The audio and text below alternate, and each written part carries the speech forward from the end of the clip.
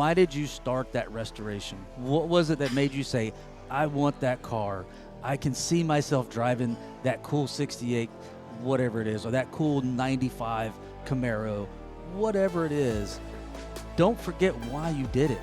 Keep that motivation. Most of our customers come to us that grew up with this. They saw this. They wanted this forever. They're finally at a point in their life where they can afford it and have the time to do this and what have you. Absolutely.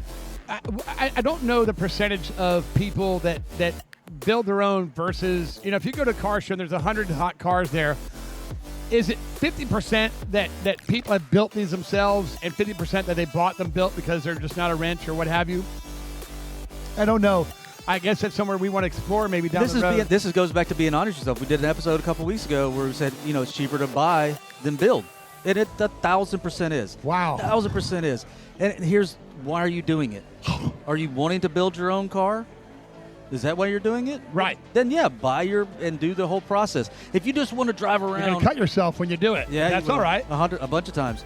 If you're just wanting to drive around, I love those C3 Corvettes, right? I really just want to drive around in it, and I don't want to deal with the process. That's fine. There's nothing wrong with that. And don't let anybody else tell you otherwise. Right. There's nothing wrong with buying what you want and then driving around in it tomorrow. If you see a cool 68 Camaro that's $30,000 and it's daily drivable now, do it, bro. Yeah. Don't tell nobody. Don't listen to nobody else. Yeah. It's your money. But when you get into it, you've really got to look. It almost pays you to draw a concept of what you want, because when you get to the wheels, when you get to other things, you're going to really want to know what your thought process is.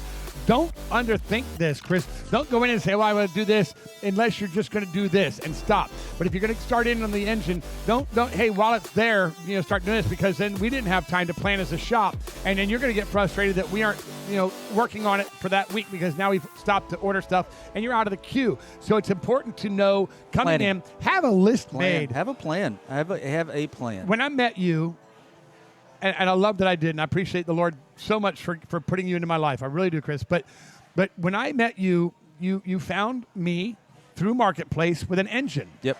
And that was because Pearl, the motor wasn't going to be great for what you had. Well, I thought it was a 305, and I wasn't going to rebuild a 305. No, it turned out it was a 400. It was a 400 small block. Right.